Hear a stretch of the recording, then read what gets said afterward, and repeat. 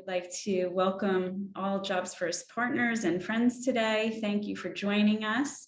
This forum has been designed for you to provide an opportunity for learning and sharing amongst all of the Jobs First NYC partners in our expansive network. And today, together, we are going to strengthen, build the community of practice that supports our partners' development and the work that is being done across these respective initiatives.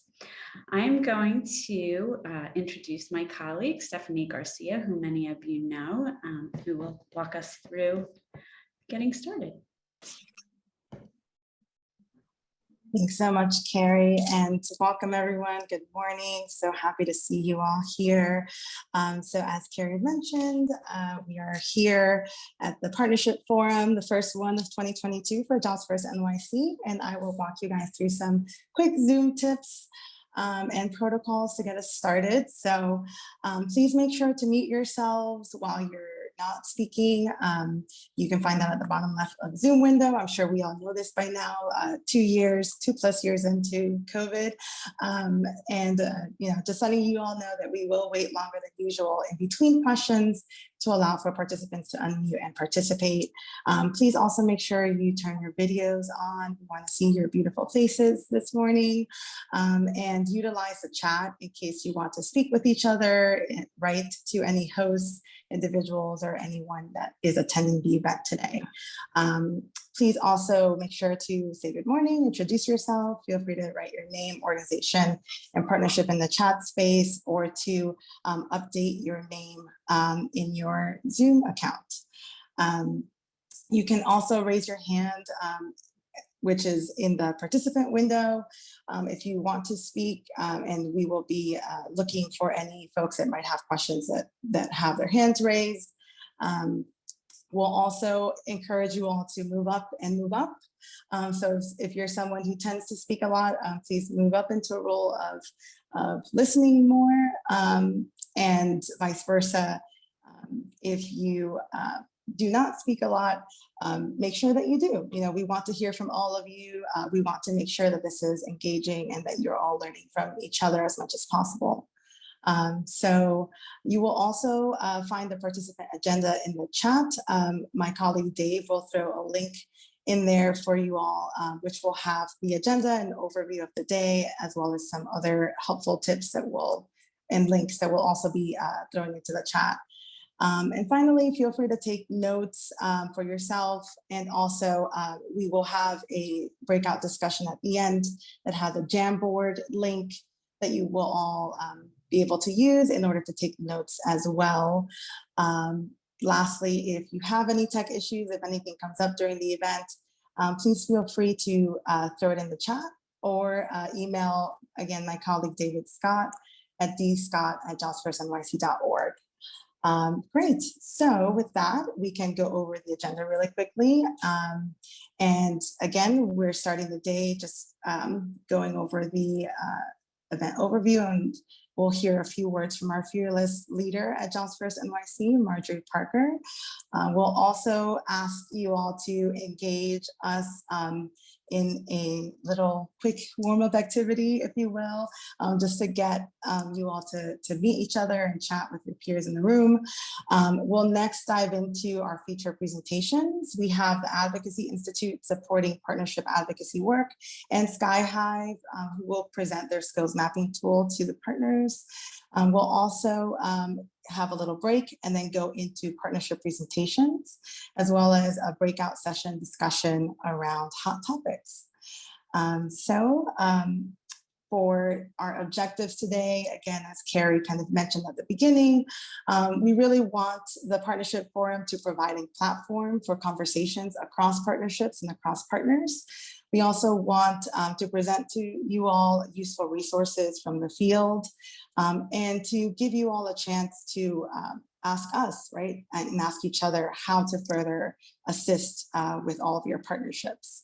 So now I would like to introduce to you Marjorie Parker, President and CEO at Jobs First NYC, to give her welcome remarks.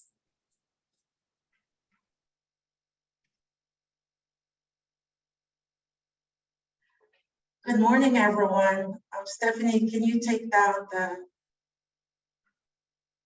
the banner for me? Appreciate that. Thank you and welcome to our what I hope to be our first annual and continuing partnership meeting, as you tell us how you want to continue to engage with us in this forum. You know, the last 3 years have been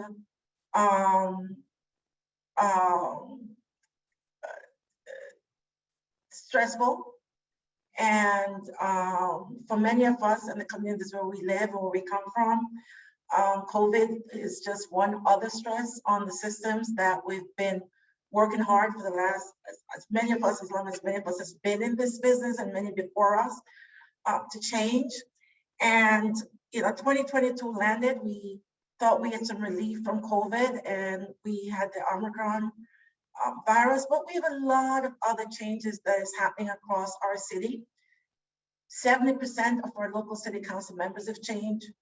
Almost all of our agency commissioners have changed. We have a new mayor, new deputy mayors, new state legislators, and 1 year into a new federal government. We have a lot of things that have changed in the last 3 years. And you know, policy is about who writes the rules, right? And many of you have been asking us for the last few years, you know, how do we engage around policy? You know, we do advocacy and we do it really well, but how do we get in early so that we can be the ones helping to write those policies that affect our community? And so I think that for us, that's what we want to work with you to do. And so today's meeting is timely, responding to one of your asks the last 3 years around more intentional work around policy engagement. I know Michael DeVito is somewhere here, who's one of the people who've been saying to us, we really need to work on policy. And you know, as the environment has changed, what we're seeing with remote and hybrid work, what we're seeing with jobs that have gone away and haven't come back, is the need to really look at skills, right? And we've always said that skills often matter, even sometimes more than the degree that you have. But we've always focused on degrees and not skills as much. And I think that today, you know, we'll hear two things. We'll get our friends at the Advocacy Institute to talk with us a little bit about policy making and advocacy, and our friends over at Sky Hive to share with us how their work is really transforming how employers are hiring. And Jobs First will be working with Sky Hive over the next few years across many of your communities. Some of you have already began participating in this work to really reimagine how we engage our communities around skills development and how we think about what skills exist in our communities, what skills we now have that are transferable to other jobs, and how do we make sure that we're connecting our communities, our residents, our young people to the type of jobs that their skills most align with in this changing environment. And so I want to thank all of you for coming this morning. We want to hear from you. We want you to tell us what you're thinking.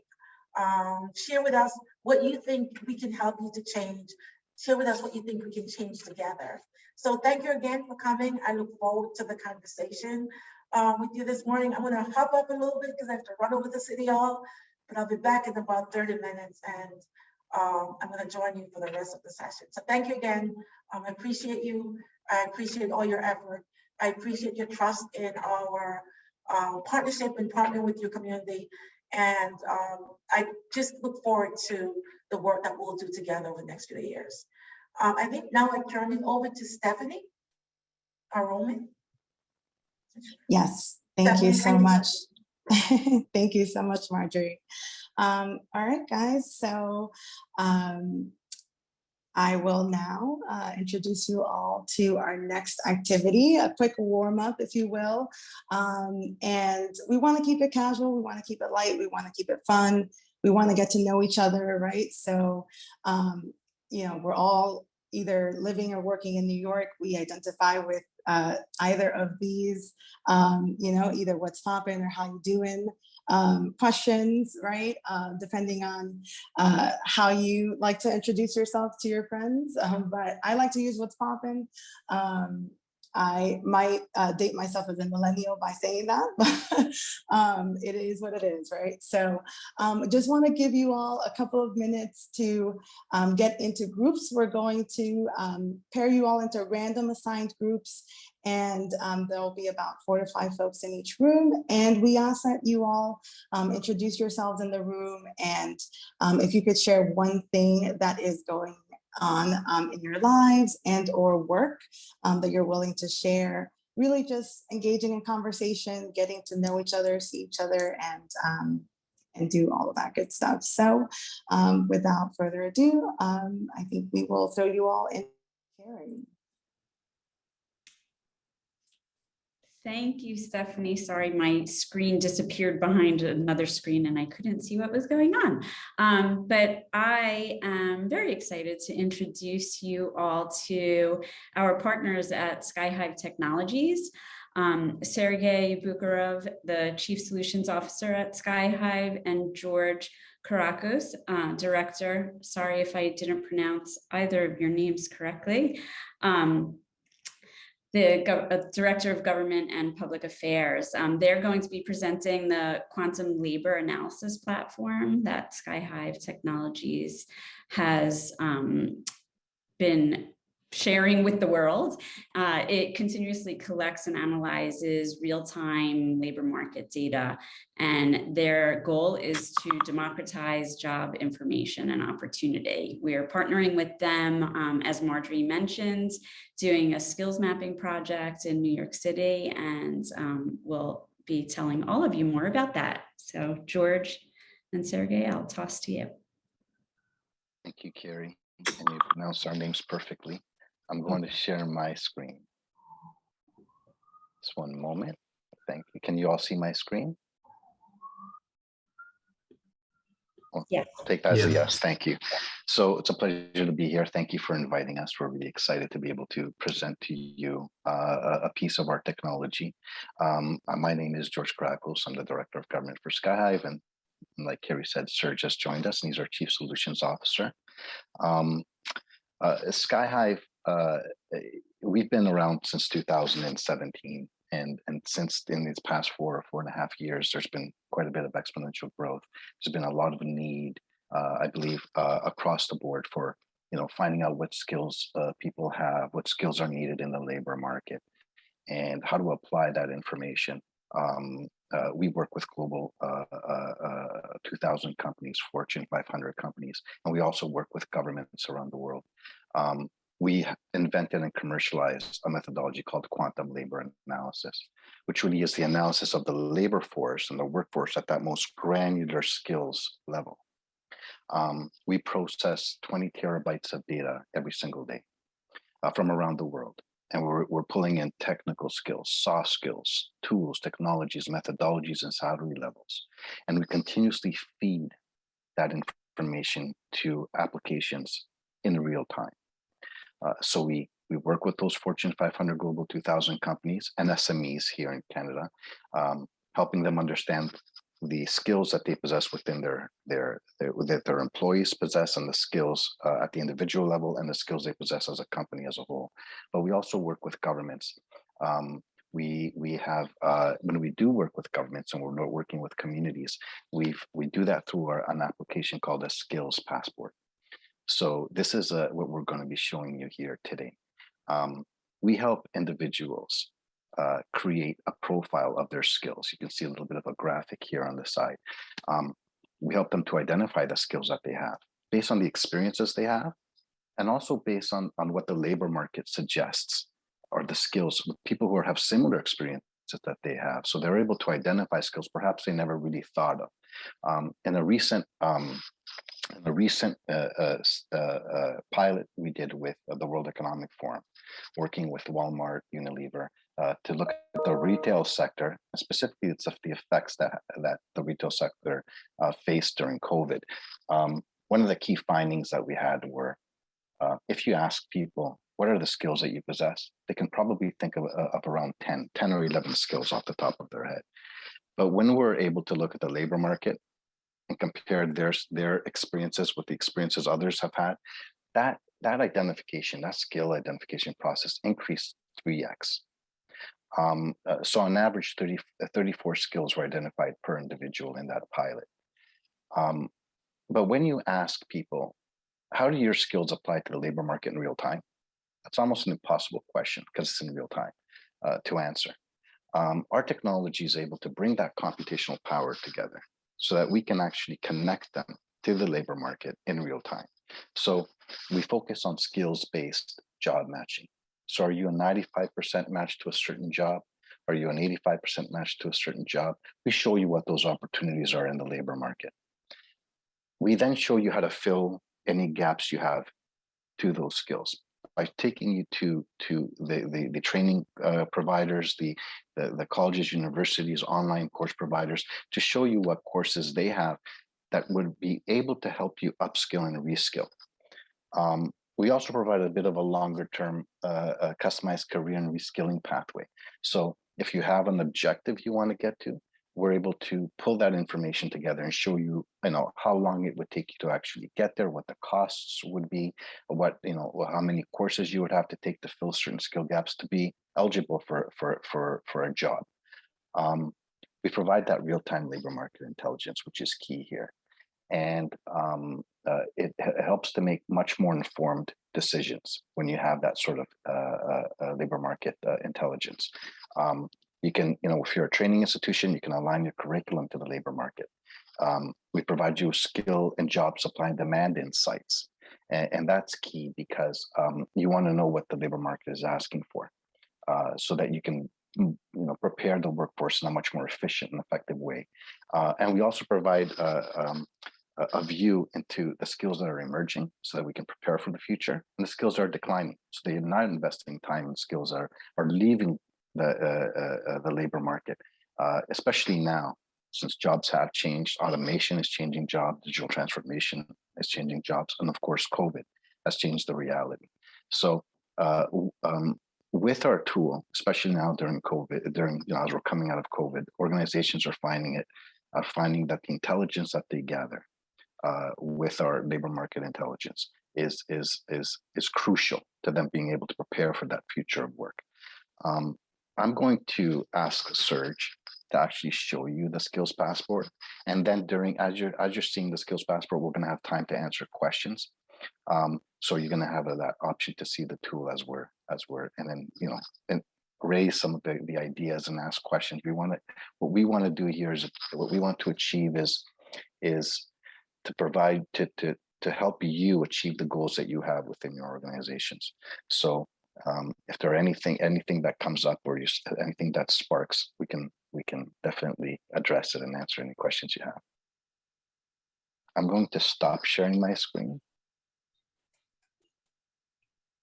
And I'm going to ask Serge to share his. Excellent, thank you, George. So can everybody see this? Okay. All right, I see some nodding. Yes. Excellent.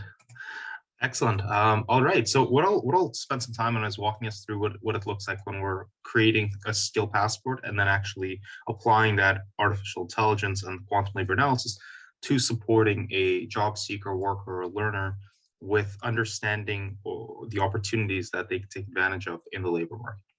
Effectively, the skill passport solution takes all the power and the intelligence that the Hive platform and engine is able to provide to enterprises and democratizes it to an individual worker or learner level. And this technology has been designed to support individuals across kind of all levels of the labor market, ranging from across every position, across every role, and all sorts of competencies. It can work with individuals who have robust resumes, CVs, professional profiles, as well as those who do not have a resume or profile developed. In each case, we're actually applying the power of that artificial intelligence engine to support individuals with identifying their exact skill sets and capabilities. So even let's take an example of somebody who does not have a resume, who has worked as a warehouse associate previously, and who will only look at 2 previous kind of work experiences or 2 previous titles they've held in the past. That already is going to be enough for our technology to go out to the labor market, to scan across millions of market records across warehouse associate roles, for example, as well as, let's say, grocery clerk roles, and associate the experiences that this individual has had to the skill sets that employers hire for and associate with these specific jobs.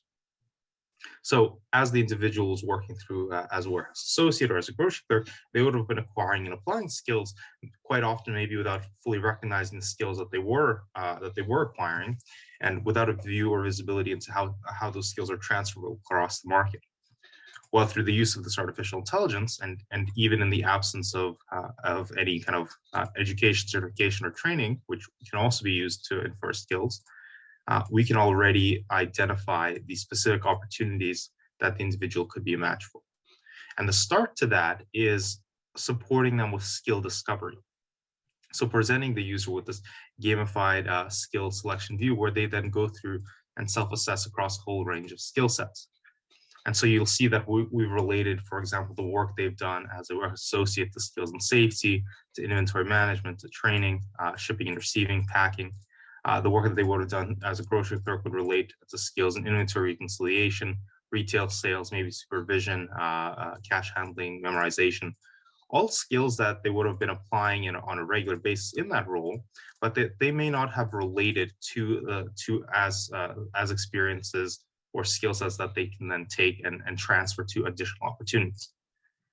So, and at the end of this process, the user ends up with a skills profile, much like this one. So we actually identify their experience at the skill level, which then leads them to understand at a much more granular level, first of all, what they're capable of, gives them the confidence in the skill sets that they do possess, which are then also, of course, like validated and recommended by the technology based on market data, and then applying this skill set by overlaying it on top of the labor market and identifying the opportunities that they could qualify for. So let's take a look at how John would then, for example, see his matches to various jobs. You'll notice here that I'm not searching by any keyword or any title. This is actually us eliminating the first barrier in finding work and work opportunities for individuals. Because most traditional approaches to finding work rely on identifying or specifying a title or keyword for a search, they already start to limit the people and zero them in on the titles and roles that they would have heard about or they would have known about. Whereas in our methodology, we apply a purely skill-based approach that offers up to John opportunities that he may never have recognized that he could qualify for, but that in many cases he does have the skills to perform. So John may not have recognized that he could qualify as a pet specialist or assistant store manager or a parts associate or a delivery driver or a nutrition advisor. But in all of these cases, the skill set requirements across these roles align very strongly with the skill set that John has acquired through his previous experience. And we're able to identify that by actually taking and aggregating up the various sources across multiple job boards, aggregators, professional profile networks, the specific opportunities that are being posted by employers. So just as easily we can pick up on a posting as it appears on one job board as we are across another, and this includes both localized job boards as well as broader national ones. This approach also allows us to identify when skill gaps appear to roles. So for example, we can identify if somebody does have many of the skills required for a role, but are actually missing one of the skill requirements, the technology will actually highlight what that gap is. So this allows also the individual to be more prepared heading into the interview, to have more visibility into where their strengths are in matching for a role and where the gaps are. And it can actually support them in resolving these gaps then through targeted training opportunities that apply similar methodology. So for example, the same way that we aggregate up across an entire market to identify job opportunities for someone, we can apply the same approach to training. So let's say that somebody has a skill gap with the hiring skill set to a role they're applying for. Our technology will scan across multiple training providers and educational institutions and identify the specific sources of training that are going to be relevant to resolving a particular skill gap. And this will then actually link the individual out to those specific training providers that have coverage of the curriculum that is going to be relevant to their specific gap. This includes both online providers as well as traditional educational institutions.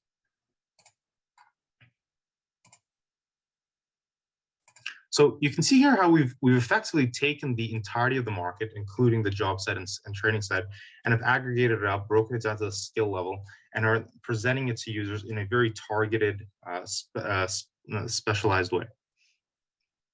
We can take that same intelligence and also support individuals in longer-term career pathways and transitions throughout the market. And these transitions can either be based on the types of movements that we recommend based on previous movements we've seen for people with their background. We can also support them in completely blue sky career pathing decisions.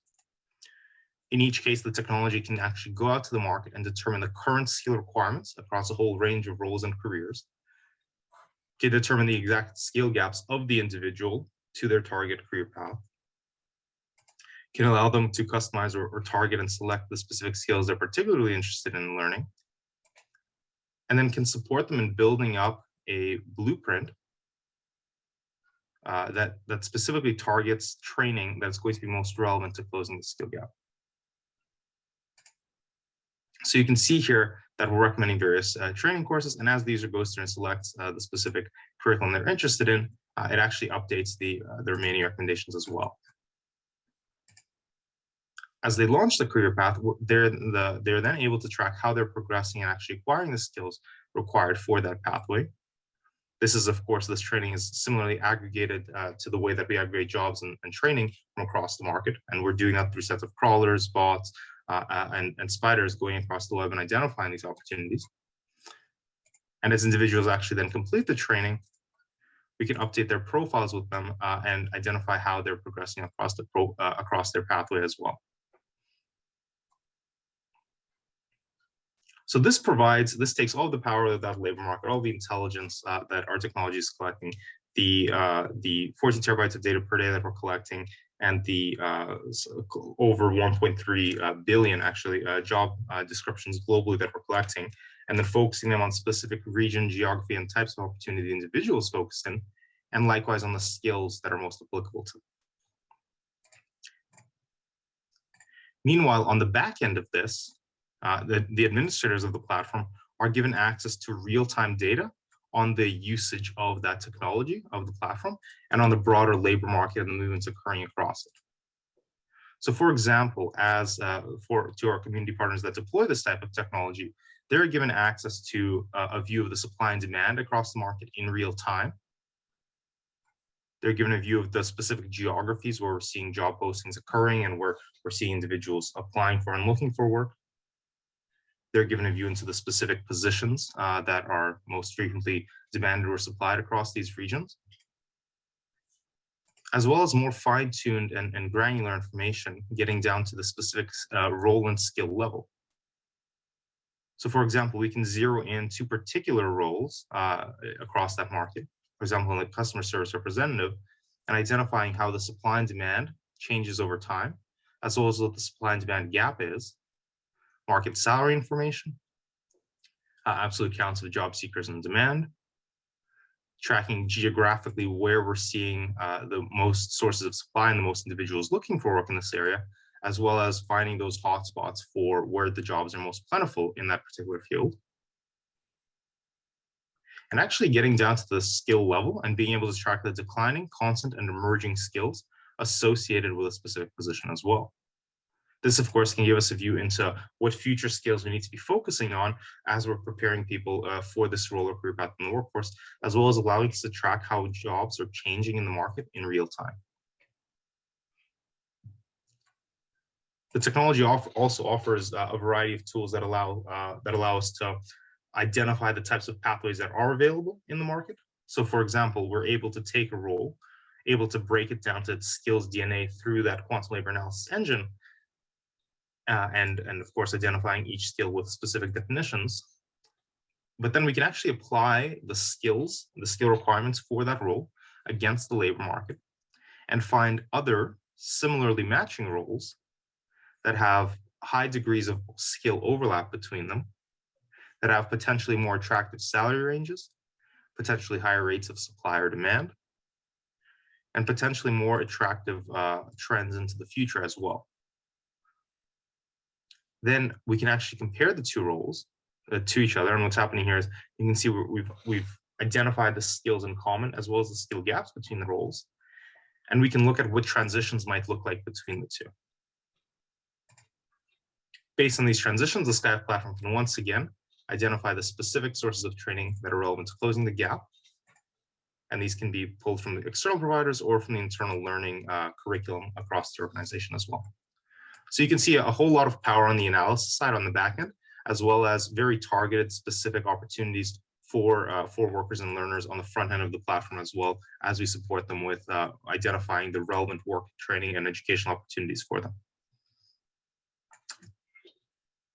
So I'll stop here and see if there are any questions on what we've shown today, and happy to address those.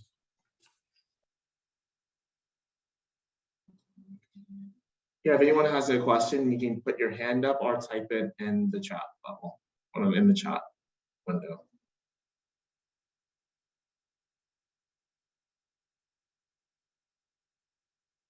Terry, I see your hand up. Please feel free to ask your question. Good morning, again, everybody. So, Serge, I'm just wondering, like, looking at the data on the back end and the people that's applying for particular jobs, is there a way to look to see what cities or states these jobs are in, in order to kind of sort of match that data up? Yeah, absolutely. So there's a geographic base too, and we were looking at kind of at a high level, but we can zero into specific state level and city level views also. That geographic analysis can allow us to see where the demand is highest, but also where is the demand and supply most lopsided. In other words, if demand is high, but there are also lots of individuals finding work in that same area, that may be less of an opportunity than somewhere where there's high demand, but also a few individuals with that required skill set. And our technology will be able to show both. All right, we have another question in the chat from Karen Michelle Merca from Hope. She asked, good morning, who is the attendant end user for the system? So the end user on the skill passport side is a worker or a learner. This technology is designed to be deployed across communities. For example, we're applying it right now across the European Union, across the entirety of the aquaculture sector, to support aquaculture workers with finding opportunities to upskill and reskill as the sector changes and evolves. Meanwhile, so this could be anyone who is looking for work, out of work, and needs a rapid match to job opportunity, as well as individuals interested in finding ways to apply their skill sets to work in maybe a different way than the traditional market supports them with. There's also a serious learning and career pathing component, as you saw, which can support people in investing in themselves and upskilling toward the areas that are most highly demanded across the market. Meanwhile, on the back end, the platform, we saw the intended user there is across our community partners that are deploying this, so that they have a much more granular view than traditional systems can allow into their market as a whole, and to be able to support their clients. Yeah, Serge mentioned the aquaculture industry in Europe. We're also working here in Canada with immigrants who are arriving to the country. So we work with employment centers that are helping immigrants transition in a more efficient way to the economy, find jobs faster, upskill if they need to upskill. So we're working with the Canadian government on that end. There are obviously, you can see that we can work with all sorts of communities, especially underserved communities. We're working with Indigenous peoples here in Canada as well to use the skill passport, help understand what Indigenous peoples here in Canada are, have. If you look at Canada, it's a very wealthy country. It's usually ranked number 1 or 2 in terms of standard of living. But when you look at Indigenous peoples, are ranked around 64th in terms of the world's. So it's a very abrupt schism when you look at how well Indigenous peoples do from the rest of society. So what we've done is we're able to interpret the skills that they have based on some of the cultural elements and help them understand how those skills can apply to the labor market. So a lot of Indigenous peoples, for example, take care of their elders. So what is that? What does that mean when you have 20 years of experience really providing healthcare services to your elders, and that's part of your culture? How do you transition those skills, recognize them, and find pathways in the labor market? So those are just a couple other examples of who the end user is. All right, so we're gonna just go with two more questions. Dana, I see you have your hand raised. Please feel free to ask a Thanks, question. Roman. Just trying to be a good student. I love jumping in. So, gentlemen, thank you for the presentation. So I am an employer, and how would I use the platform, but how are you feeling? Are employers benefiting? Have you got any employer feedback? If I have applicants using yours to apply, do you have any information you can provide from that perspective? Yeah, so we've deployed this with employers previously. We also have a purely enterprise platform if that is more geared kind of toward enterprises that need support with hiring, for example. But in a kind of in another context, we've also deployed this through kind of a case management model, for example, where a community partner is deploying this, supporting individuals with finding work and training opportunities. They're also leveraging their own jobs as part of that job pool. And they're using the same matching that we saw to rapidly find an opportunity for an individual. We can flip on its head and apply the minute a job is posted, generating a short list of qualified candidates that have the skills necessary to perform that job. So that, of course, compresses the time to hire very acutely. It also increases the diversity of candidates in the pipeline because you're now looking at a skill-based approach rather than a credential-based approach. There's quite a bit of research on that, increasing diversity. We find, and we've done engagements specifically focused, for example, with the Canadian military on increasing the recruitment of women into the Canadian Armed Forces by applying that methodology successfully. We're also working with SMEs here in Ontario. So there's a consortium of manufacturing firms that are looking for workers.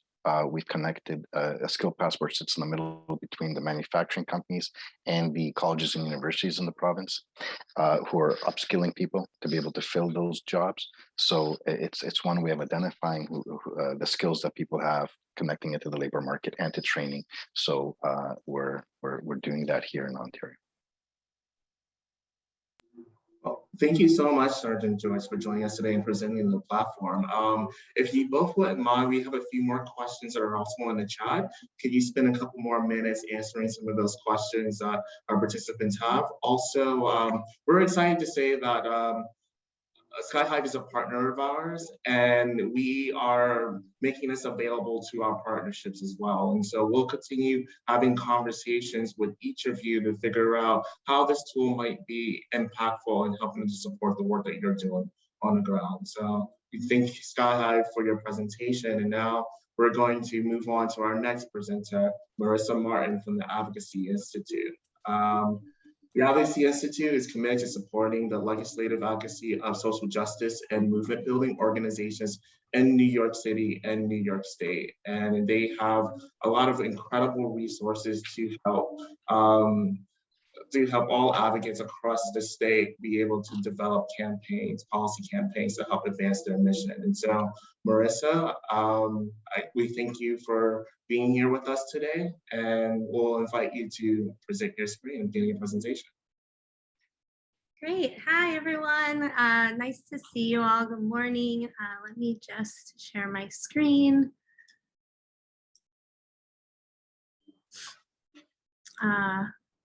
Awesome. So, as Roman had said, the Advocacy Institute, we're also a nonprofit organization, and we support social justice organizations to build the advocacy skills, knowledge, and power. You all need to shape government policy for a more just and equitable New York. We are a small but mighty team that works on all of our now virtual training sessions on state and local advocacy. And really, we do this by delivering trainings and tools, building networks, developing advocacy leadership, also we can make government more accessible, transparent, and accountable. And really, the reason why we came about was because our government systems very much were not made for all of our communities in an equitable way. And so the more folks we can get involved, the more folks who can have access to really understanding how to make systems change, we felt that it was really important. And so we support leaders and we support organizations. We have a membership model, so folks join us.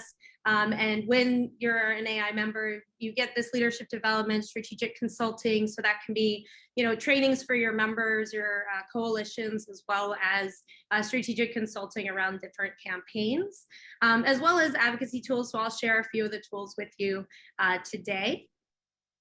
And so, I'm going to go through a lot of this really quickly. It's just sort of a tiny bit of what the Advocacy Institute has to offer. And it was really, I was asked to just sort of present some of the tools that you all can have access to, because I know on this call, there's a lot of different levels of activity or understanding. Can someone mute? Okay, cool. And so to share, just overview of some of the tools that we have to offer, as well as just some general background that we usually start off different trainings on, so that folks could really decide how and what your capacity is to engage in advocacy on a local or state level. I know that there's a lot of really active coalitions on the city and state level for workforce development. And so this is, again, just sort of bringing you some of the tools. And I'm sure it may bring up more questions than answers, and I'll take questions afterwards. So as I mentioned, we develop tools, and what we try to do is break down systems and processes, so it's easy to understand for everyone. And so we created this legislative campaign assessment and tracking tool, what we call the LCAT. And this was really developed to address challenges in tracking legislative advocacy. If anyone here has ever tried to get funding for advocacy or organizing, it's extremely difficult.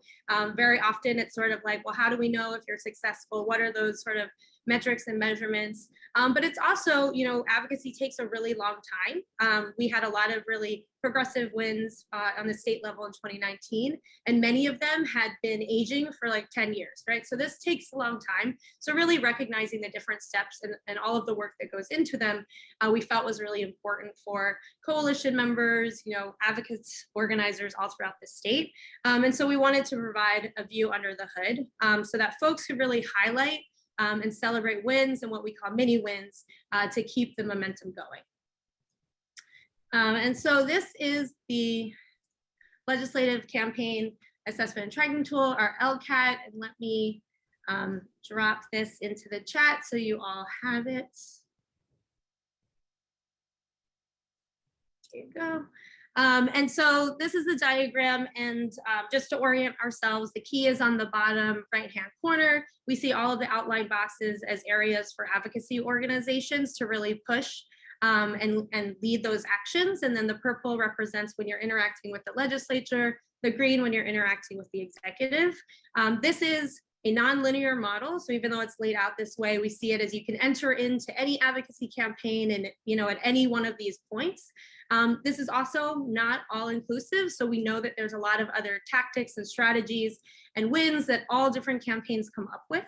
But this was just, again, to create a shared language. And in some of our other trainings, we dig deeper into this. We have worksheets to just sort of take it step by step for folks to really kind of wrap their heads around the different steps for advocacy. And so on the top, we have our wins. So those are kind of the big buckets. On the bottom, we call them our mini wins. And so those are just the actions, right? So just even creating a strategy or holding legislative meetings, building relationships, right? Going through each of the steps for each of the processes we find are really important. And so just a closer look, right? These are all of the win types that we really emphasize, right? And so a lot of our trainings and our core curriculum really build around this. We see advocacy as something that needs to be done year round. And we're also really aware that we all have different capacities for participating in this. And so when we really kind of break apart, all of the things that go into a campaign, we encourage organizations to assess their own internal capacity and ability and where it makes the most sense for them to approach and to enter into campaigns and into advocacy, because it can be a lot. And again, these are steps in the process. And these are just great ways that you can communicate and encourage folks who are part of your coalition or your campaign that, these are successes. And so we really do encourage, advocacy often has been done. And when you think of advocacy and you think of lobbying, you think of like men in suits, right, that are in the halls of Albany. But really, we can all be advocates. We can all be lobbyists. And we really encourage folks to get people who are directly impacted by these policies that we're trying to change involved as leaders to, be the spokespeople for what the change that they want to see, as opposed to a model that we've seen where it's sort of a few select folks have access to, key decision makers and so forth. So digging in a little bit, just to give you sort of a flavor of what the Advocacy Institute often starts off some of our trainings with, and also starts off questions to organizations that approach us who say, I have a really big issue with something and I want to lead a campaign, I want to start a campaign.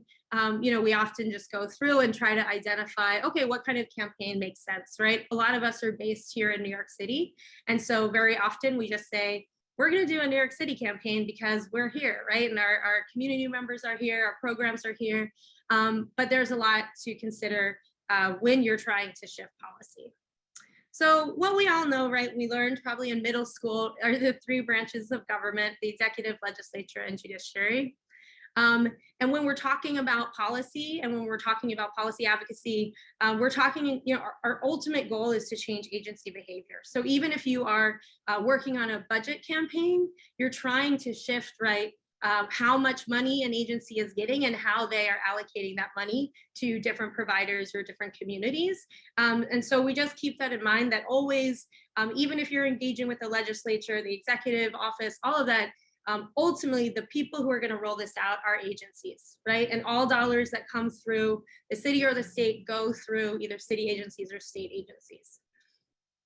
And so something you might not know or think about, actually, like a lot of people know this, but you don't think about it on a day-to-day, is that those three levels of government operate in a hierarchy, right? With the federal government, the state government, and the local government. And they interact a lot. And so understanding that relationship is really important as you think about the change that you want to make or the policy that you want to see shifted. And we'll talk through an example in just a little bit. And so whenever folks, again, come to us, I worked on a campaign for the Asian American community. We wanted to introduce a bill around data disaggregation so that we could really see the differences of how different ethnicities of Asian communities are impacted. And so again, we were doing work in New York City. We lived in New York City. And so we started having conversations with council members to introduce bills, with agencies about how they would roll it out.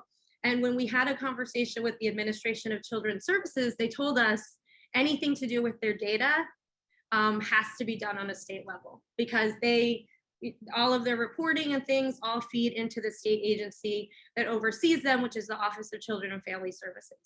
And so because we were able to have that conversation, we were able to shift our strategy so that we did both state and local bills to try and put this forward, because we knew if we wanted any data around the child welfare system, we had to do it on a state level. And so this is, under that WIN type, setting the stage of something that is important for folks to ask themselves. So when we're talking about workforce development, if you're working on a specific program or you're trying to shift how a program is implemented, just really, taking that extra minute to think about, is this a state program? Is it a local program?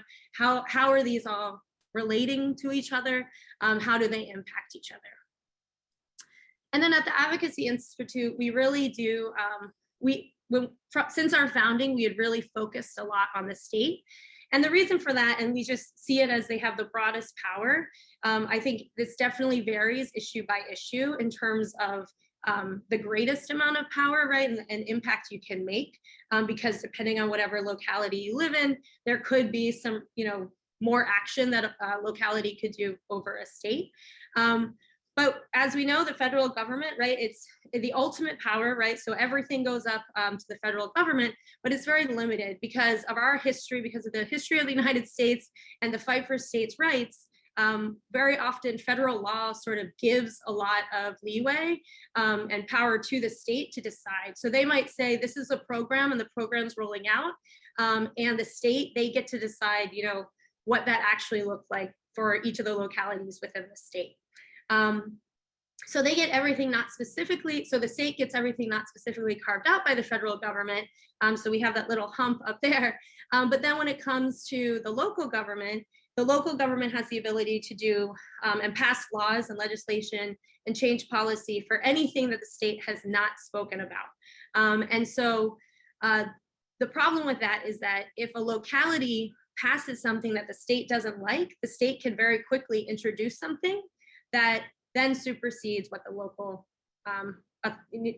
authority has done. And so why that is important to understand is that understanding the relationship between the local and state government and the relationships there can really impact your work, because you could put a lot into doing a local campaign and then the state doesn't like it and they come in and they introduce their own bill. This has happened a lot. One big example that we've seen is around the plastic bag ban, which I think during the pandemic has really, I have no idea where that stands right now, but prior to the pandemic, right, the local government, you know, Brad Lander was very big on, you know, banning plastic bags, one-use bags and things like that, and was really pushing it. They introduced legislation, it passed. However, there was Simca Felder, who was a state senator, who didn't like this bill at all. And so he introduced a bill and that passed through state government that sort of superseded the local bill so that it didn't actually matter.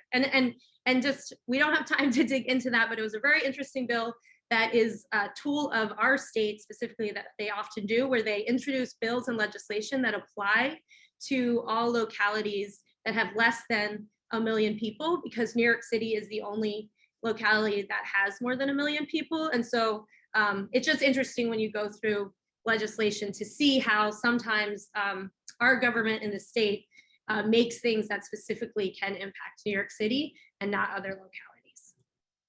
So that was a tangent, but also just want to ground in whenever you're doing a campaign, thinking about the timeline, thinking about when you're entering it. Right now, we are at the end of February. So on the state timeline, we are deep in, you know, we're through the budget session, like our folks, our state and our legislature, they really start looking at the budget numbers in the fall. And then the budget legally has to pass by April 1st. And so end of February, we really just have about a month left to negotiate the state budget and what's going on there. And then in terms of the legislative cycle, our legislators in New York State are part-time, and so they're just required to be there from January and June. And since there's elections this year, the last day of session is actually the first, like within the first week of June.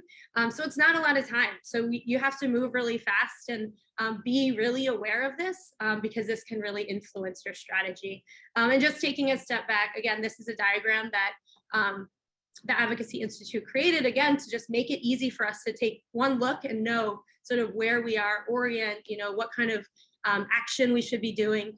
And so the legend is on the bottom right-hand corner. The blue line represents the legislation and policy. And when it's darker, again, that's like when it's at the height of the work. And so when they're in session, and then the orange is the finance and budget, same thing. Again, as a rule of thumb, we're always encouraging folks to do this year round, to build relationships year round, to just really set yourself up for success. And then this is just in comparison to the New York City timeline. So if you're doing state and local work, it's always helpful to look at both of these and sort of make a comparison, right? And say, how do I prepare, right? So I don't feel super overwhelmed at the end of February when, you know, the city budget is working, the state budget is working, and we're also trying to pass legislation. So again, this really helps think through your strategy from the very beginning. And we're always, you know, all of our trainings, we really ground ourselves in where we are, because depending on where you are, that can really shift how you want to approach legislators, how legislators are going to respond to you, how the governor's office or the mayor's office will respond to you. So going back to thinking about that hierarchy, we just want to share an example, and I encourage Roman, if there's anything you want to jump in to add to this example, definitely feel free.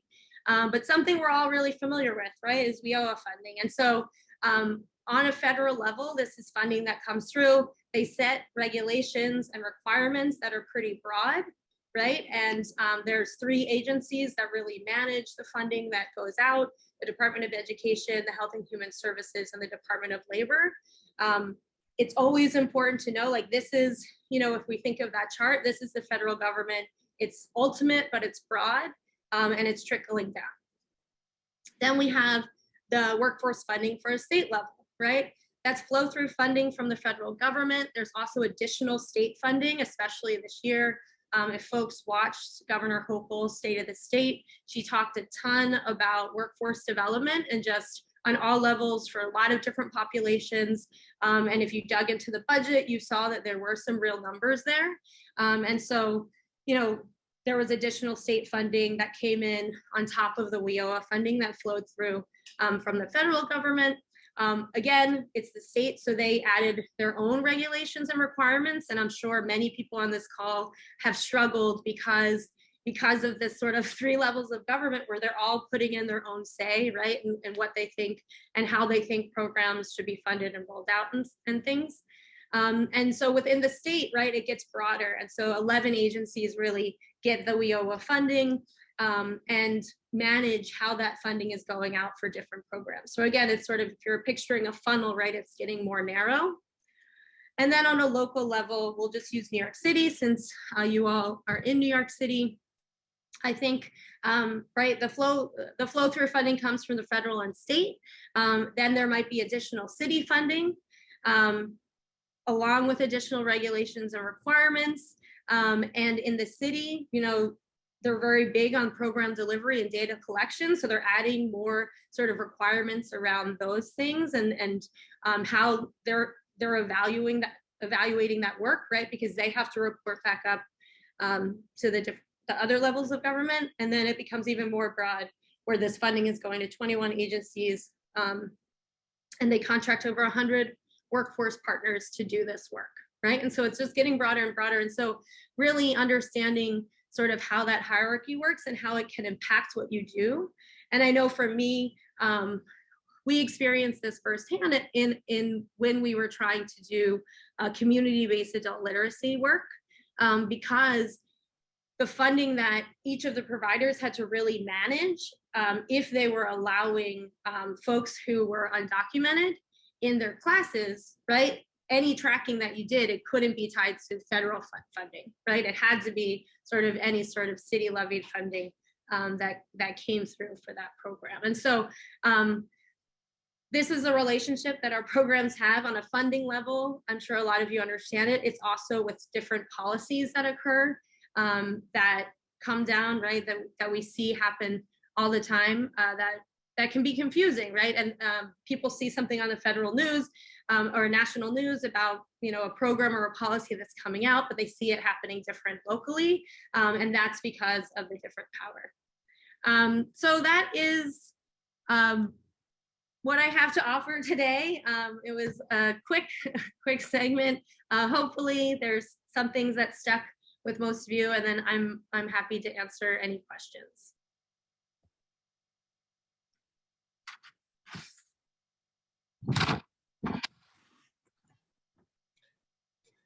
Yeah, so if anyone has any questions, please either raise your hand and put them in the chat, or also at the same time, like either questions or just like any immediate concerns and things that are coming to your head or specific campaigns that your organization may be running towards like some of the challenges that you're experiencing. We're just wanting to have this as an open forum to be able to kind of have a conversation around like what are some of the things that advocating for. Like I said, this is like really important to JobsFirstNYC as well, because part of our job is really to listen to you all and kind of like understand the challenges that you're experiencing doing your work and being able to create campaigns around those specific challenges to advocate towards like improving systems or either allocating more funding to the work that you're doing or change the specific systems that are responsible for supporting you and the young adults that you're supporting. So just any general feedback around kind of some of the things that are top of mind for you, or just any specific questions from Marissa would be great.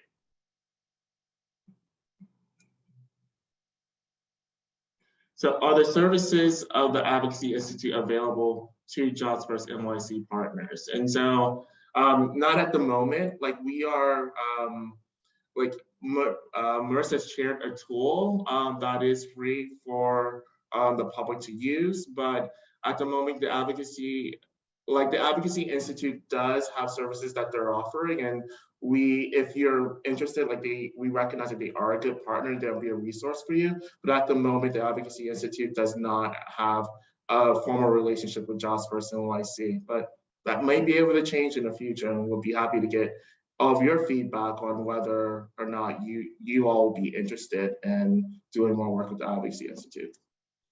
And also, we do have monthly trainings that are open to any organization for a small cost of $15, and they're an hour-and-a-half webinars. We give out materials on different issue areas. So like we have one coming up March 17th. That's our next one. And that covers sort of the New York City who's who and the budget process, since there's been a lot of shift.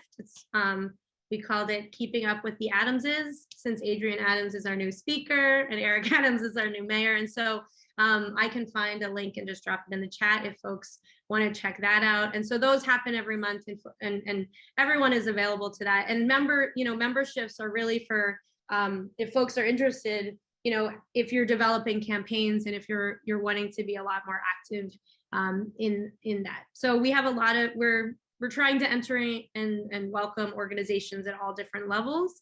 And so we have different programming, accordingly. And I think, again, it's like, where do you get started?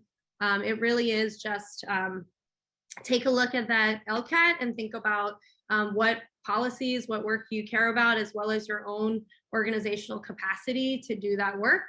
And then always assess, are other folks doing this, right? Jobs First, you're all members here. I know there are other workforce coalitions. And so as direct service providers, if you don't have tons of capacity, always joining a coalition to help push is a great way to do it, because definitely power in numbers, right? And I think we know that's true. And we think that if all those folks who are showing up, on the steps of City Hall or in Albany have the understanding of the process and can really be strategic and navigate it smartly, the more we'll see policy change.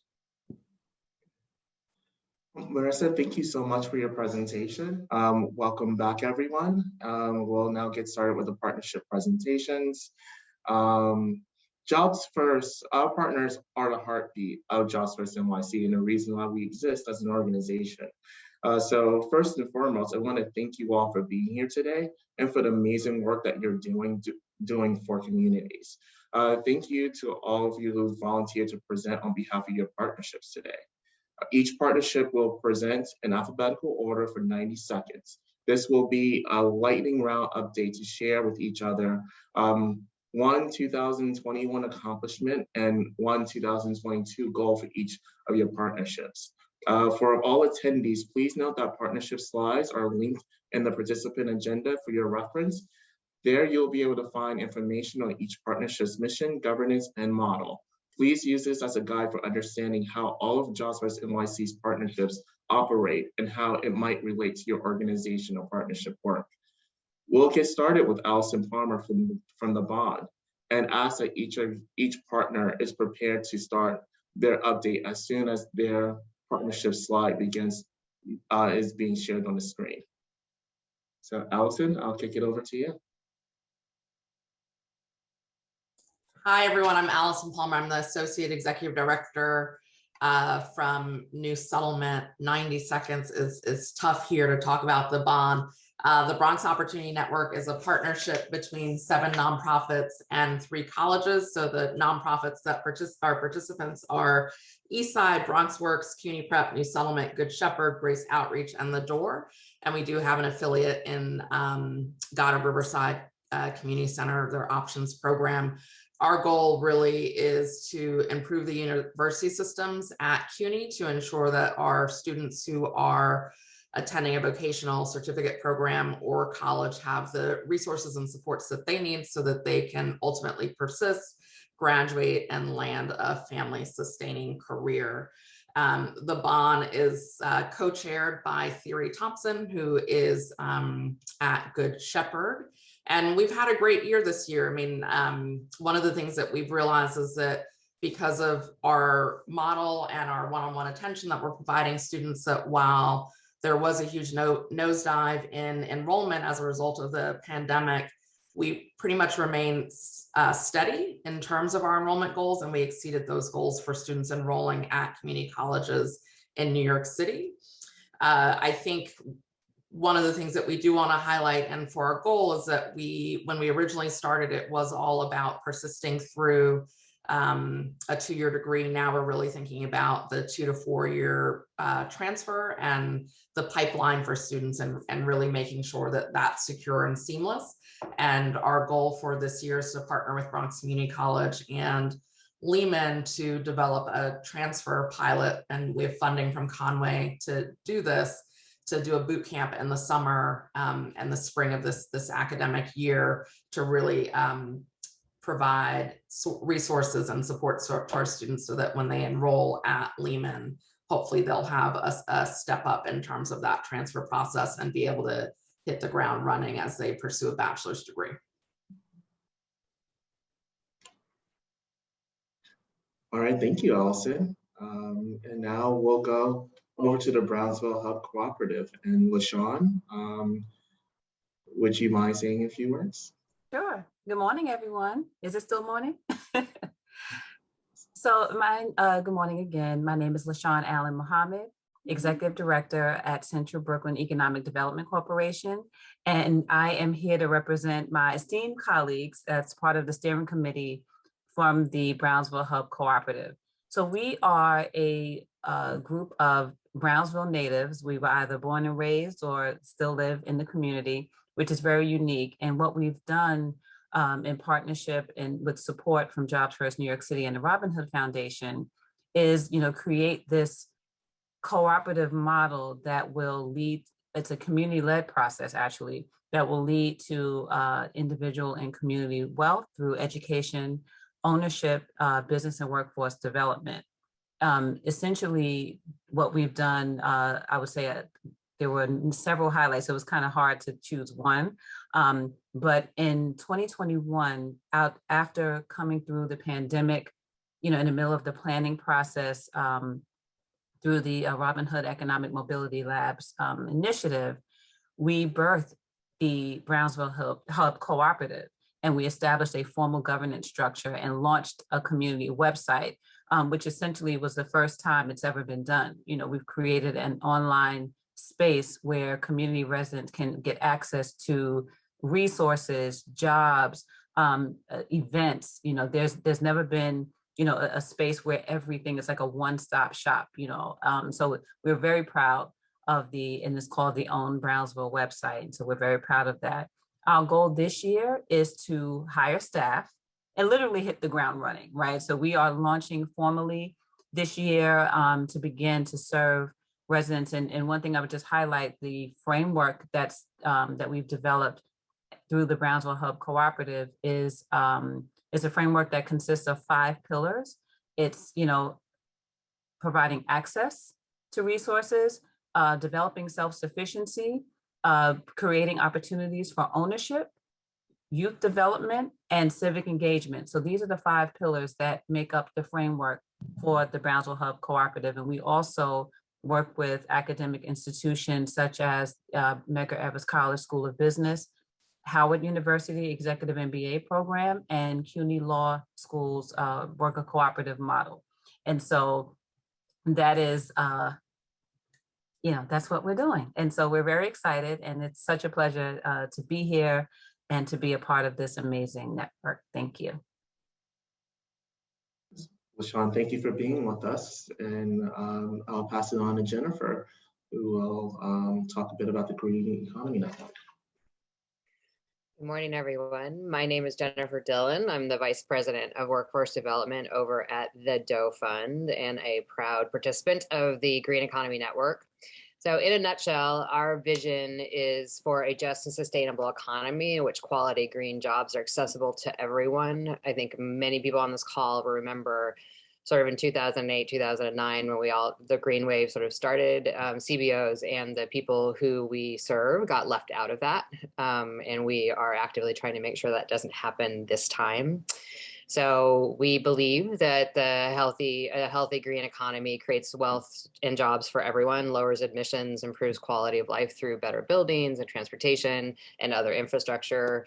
There are 4 major working groups within the Green Economy Network. They are focusing on strategy, training and wraparound services, employer partnerships, and economic opportunities. And our goals are to establish models and best practices for employers, which I think is really important, governments and workforce developers, and to align, current trainings and systems towards the green economy, as well as developing whatever new trainings and systems need to be grown to attach to the new growing green network. So 3 of the 4 working groups have created a major product that we're working on being able to put out. So I think all of our groups are really proud of that. And I will say that the Green Economy Network is huge, and there's like 40 CBO and other members that are a part of this group. Yeah, so that's sort of where we are right now. Thanks, Jen. Thank you, Jennifer. And now I'll invite Karen Michelle to talk a little bit about the Jerome Avenue Revitalization Collaborative. Good morning, everyone. I'm Karen Michelle Mirko. I'm the Director of Employment Business Services at the HOPE program, proud founding member of the Jerome Avenue Revitalization Collaborative, which sort of came together in wake of rezoning and has been running in a circular leadership model. And so in that spirit, I'm going to ask all of my colleagues to make some noise in the chat. I saw Carrie before, Michael, Gabe. I thought I saw Marco. We are all members to sort of make this work from a variety of disciplines that are coming together. Like a lot of the colleagues that I've heard from, and so excited to hear of the work that's being done already. Already have some questions and best practices that I want to ask. For 2021, a big highlight was presenting JARC Week. And so sort of letting community, meaning employers, nonprofits, government, residents sort of know that we're here and the work is going on. It was a great way to focus all of the different partners. Again, we work in a circular leadership model to come together and really have a incredible impact in the community. And again, in the middle of a pandemic, it was just amazing. As we build on our work, our goal for 2022 is really having a fiscal sponsor. We want to make sure that that we are using the money that's been provided and able to get an additional support besides Stephanie, who's amazing, to help us carry out our work. She's been our Sherpa, and I have great deep respect for her and the work that she's been helping us along with. And also just creating more culturally relevant channels. We want to engage, business owners and help support their businesses grow. We want to connect residents, and not most importantly, but a big component is the developers that are coming into this community and really holding them accountable to engage and hire locally for the positions that they have so that they're filled. And that, I'll turn it over to the next partnership. Thank you, Karen Michelle. And I'll be speaking on behalf of Lesson.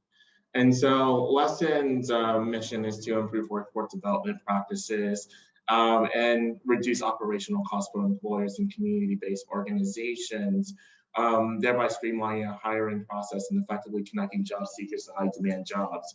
And the cool thing about Lesson is Lesson was actually one of our first partnerships at JobsFirstNYC, and we've actually used the lessons that we've learned from Lesson and also the bond, which is one of our other original partnerships, to really develop a practice around how we're supporting each of our partners today. And so I just wanted to highlight that, but also really just say that Lesson's really was really focused on like hospitality and food service jobs, which of course were the biggest hit industries due to COVID. And so one of the 2021 highlights was that they launched a comprehensive digital foundation training program, which aspires to build foundational digital literacy skills among the vulnerable job seekers and partner training programs so that they are better equipped to pursue, acquire, and retain employment in the intensely digitized labor market across all sectors, including food and hospitality, which they've recognized that when those jobs are coming back, which they're starting to come back now, they're going to be even more digitized, and they're going to need a bit more digital skills to be able to prepare for those jobs. And so their really goal for 2022 is using the digital training that they have in combination with the other training to start to make sure that as those jobs continue to come back, their constituents are being connected to those jobs. And so that's my presentation. And now I would like to hand it off to Amanda Rosenblum, who's the Senior Director of Education Services at JobsFirstNYC, who will talk a little bit about T2C or transfers to career. Thank you so much, Roman. And I think we have some T2C partners on with us, which is awesome. This is our 4th year of Transfer to Career, which is really about building career pathways in high schools. And this was a partnership with New Visions for Public Schools. We were in 12 transfer high schools and had 11 workforce partners. This year has really been about expanding the model across the city, and we're seeing a lot of interest in that with the new administration, which is fabulous. So our highlight from this last year is we launched a module, a professional learning module with the Department of Education. This fall, we had our first cohort and we led an advising for career pathways module for school leaders, staff, teachers. We have 2 more cohorts. One is starting in just a couple of weeks. And this is open to folks in the schools and also learning to work partners. So let us know if you need more info on joining that. But we really see this as the start of expanding this model into the 500 high schools across the city. And then our goal for this year is really to continue to help workforce organizations learn how to partner with schools, which I know is new for some of you. So our next activity to that end is that we're launching a CDOS Institute for workforce practitioners. CDOS is a New York State standard. It's the New York State standards for career development in schools. And so we're going to be working with workforce organizations to align their curriculum to those standards, which in turn will allow that curriculum to be high school credited. So the goal is that you might be able to provide part or all of your job readiness or skills training curriculum in high schools rather than waiting for young adults to be out of school, being able to provide them with career skills and industry certifications while they're still enrolled in high school. So Stephanie has added the link. I know some of you are ready to go for that institute starting next week. But for our partners, if you miss the boat, you miss the deadline, we will still do whatever we can to make space for you. So my email is in that document and we'll put it in the chat. Let me know if you would like to learn more. Just lastly, we continue to work in those 12 schools. We never quite leave a partnership, as you all know. So we are continuing to provide career development opportunities to the students in the 12 schools we started in, and hoping that that work continues for many years. Thank you so much. I will pass it along to Yes Bed-Stuy.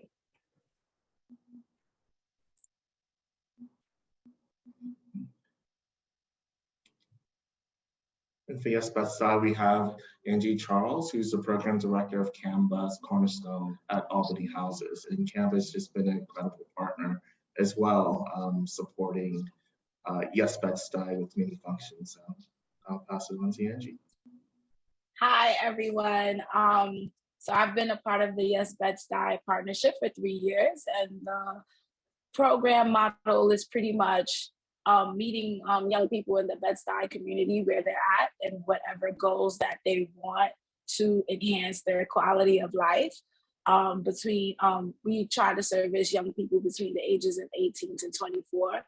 And with the landscape that we're in, with everything changing with COVID, it's great to be a part of a partnership that can change with it. I have this thing where the young people that were there before COVID are not the same young people now, and to be a part of a partnership that's able to meet them where they're at to enhance their quality of life is amazing. I want to share with you guys 2 highlights. So in 2021, we launched a youth pilot committee, and that was right in the midst of COVID, and we were able to launch a partnership launch event, and I believe we had about 103 people attend that event online virtually. In addition, we were able to have the young people, as you can see, create the logo, Yes Bed-Stuy, and create the marketing materials for the program. And so the concept of that is that oftentimes we have young people participate in this programming, but we're servicing them, but what contribution do they get to put into developing that program? So our program is very much youth-led. That's why we have them create the marketing materials and the logo. 2022, our goal is to hire the network coordinator, and the network coordinator will be the ultimate glue connecting the young people with different partners, whether it's CBOs, whether it's job, whether it's college. And we want to fulfill our contractual requirement in meeting the needs of 50 young people through our partnership. Thank you, Angie. Again, Michael DeVito from NYC, part of the executive team at Youth Wins, and absolutely, honored and privileged to be part of Wins from the jump. So when COVID sent us all to our rooms to think about what we had done, and then continued for the last couple of years to almost daily Superfly snooker us, at his peak in 1982, we found ourselves in the same spot that many of all of you did, which was fighting, not just having to sing for our supper, to fight for it, and to protect our kids and our families, to ensure that they did not take our funding away. And out of the ashes of surviving those fights came a real call inside of Wins for advocacy. So for the better part of last year, we worked, and Marissa would be quite proud, from sort of the federal and the state levels to identify the priorities in the workforce sector, bringing them down onto the ground floor of Staten Island to figure out which of those priorities were the ones that we wanted to champion. And we turnkeyed that into advocacy work that we are now doing, proudly having participated in a city council debate for the city council race last year that was put on for Plea for the Fifth. And yes, that's meaning Plea for the Fifth, like the fifth and forgotten borough. And then also Wins itself had a youth-informed Staten Island Borough President's Candidate Forum that was held just in advance of the election. And as you all know, on Staten Island, it can get pretty weird when talking to elected officials around here, if you know what I mean. Our goals for this coming year are to continue to improve, build out, I would say reimagine our network service hub, ensuring that we can continue to build those on-ramps and bridges and roads so that our young people can connect to Staten Island workforce providers, that we can meet them where they are, that we're all speaking the same language, that we're meeting with them and identifying their needs holistically, and that we are also, with more intentionality, working between the organizations. As you all know, lots of pain points, lots of things have changed, service models have changed, new programs have come aboard. So it's there's a lot happening, there's a lot moving. In the coming year also, we are very much excited and hopeful that we can continue to be very strategic in building out our network of post-secondary and advanced post-secondary education and vocation training opportunities at all levels for young adults age 14 to 24, and then also to ensure that the partnership is strong by reserving or achieving funding, which will allow us to have our infrastructure strong so that our main person, Christina Williams, can be secure in our position. Thanks. Thank you, Michael. And I keep going around advocating, don't forget about that now, and then making sure you guys go first next time. But anyway, I would like to pass it on to Stephanie, who's going to take us through hot topics. All right, thanks, Roman, and thanks, Michael, and all of the presenters for the partnerships. A big round of applause to all of you. I know I've worked really closely with a lot of you, and it's just really exciting to see all the work that you guys are doing and planning for. And you know, now that you've all kind of heard from each other a little bit more about what each of the initiatives has been working on, I would love to open up a breakout discussion section to talk about the topics that affect all of your work and that may even be keeping some of you up at night, just as much as it does to us. So we did survey partners prior to this event to capture what topics you all would want to learn from each other about. There's a lot of knowledge and expertise in the room, so we're hoping that this is a place for collective sharing. And so with that, we will give you all a chance to select a breakout room within a couple of minutes that you would like to join based on the hot topic that most interests you. As you can see in the slide for the hot topics breakout discussion, there are 5 hot topics to choose from. And so those are strategies for going back to normal post-COVID, re-engaging with young people and or community members, building relationships with employers, stakeholder engagement within a partnership, and best or proven practices for collaborating around fundraising, gathering community resources, and other opportunities. So we ask that each breakout room spend about 15 minutes or so to answer the following 2 questions related to your topic. So what is one strategy, tool, or best practice you've used to address this topic? And what is one question or challenge you still have about this topic? Again, this is meant to be an open dialogue within each breakout room. There's no rhyme or reason. Anyone can jump in if you feel like you have something to share or have a question or a challenge that you'd like to share. And we ask that each breakout room discuss these 2 questions amongst each other and take a minute to also document your responses using their respective topics Jamboard slide. So we want to make sure that we can document these challenges, these questions, these best practices that you all have to build on the community of practice amongst you all. So these will also be shared after the event and is already linked to the participant agenda. You'll see that for each topic, there are 2 slides per topic, 1 slide per question. And one of our team here at Jobs First will be joining each of the breakout rooms in case there's any questions or any guidance needed for any of the topics.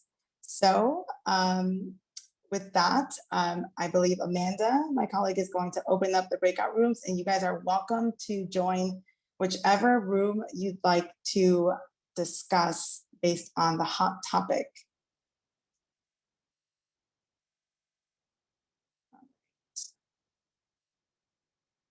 So hopefully you guys are able to join one of the breakout rooms. Let us know if you have any questions with that. So you will click more, the 3 dots on the Zoom bar, and then click breakout room. And from there, you can join one of the 5. If you cannot do that, or it's difficult, or you don't have the right Zoom, just put the number 1, 2, 3, 4, or 5 in the chat, and I will assign you. All right, so I think everyone's coming back into the main room. I hope you guys had some good discussions, maybe the beginning of some really engaging discussions. I know that these topics could be really heavy. That's why they're called hot topics, right? Again, they're all at top of mind.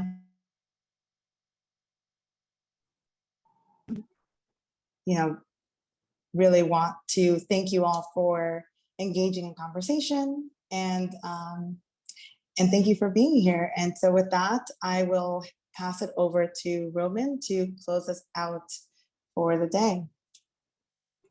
Yeah, thank you, Stephanie, and thank you to the JobsFirstNYC team for just developing this event. And also thank you to our presenters, Hive and the Advocacy Institute. And thank you to you all for joining us today. And so just really quickly, I'm sorry, I'm just kidding. Really quickly, just wanted to go over the policy committee. Just really quickly, the Jamboards and all the presentation materials will be shared with each of you all. And so you'll be able to continue to go back and access those. Also, we are recording this meeting, and so the recording will be available as well.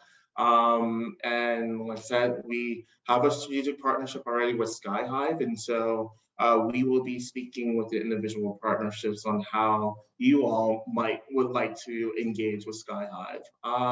Also wanted to talk about our JobsFirstNYC's advocacy committee. And so we are really developing this committee really in response to, well, just giving that, as Marissa talked about today, there being a lot of new policymakers, whether it's on the state side, the city side, even the federal level as well. And I think it's really important to continue to be able to, one, be able to provide guidance as they're developing policies that are impacting our programs, but to hold them accountable as well, to being able to support you all as we move forward to support young adults in the rest of our communities. And so we're inviting you all to join, to either join or make nominations for our policy committee, which is really seeking out to continue to expand upon, advocate for the recommendations that were made in our equitable recovery policy paper, which were developed based off of a collaborative process involving you all. These are all recommendations that are really geared towards supporting you all in the work that you're doing on behalf of your communities. And also to be able to really think through other particular strategies and to be able to respond to anything that's coming, any decisions that are being made currently. So we invite you all to nominate yourselves or not recommend someone else to join. And I'll put the link into the chat for you all to receive it. And you'll all be getting another notification about this as well. Last but not least, I just want to just thank you all. Thank you all for the work you do. Thank you all for being here with us today. And I hope you enjoy the rest of your days. And we're here if you want to talk about anything that was discussed this day, including any of the presenters that you've heard, or just the policy committee or what was discussed in the Jamboard. So we're all here. We're here for you, and thank you.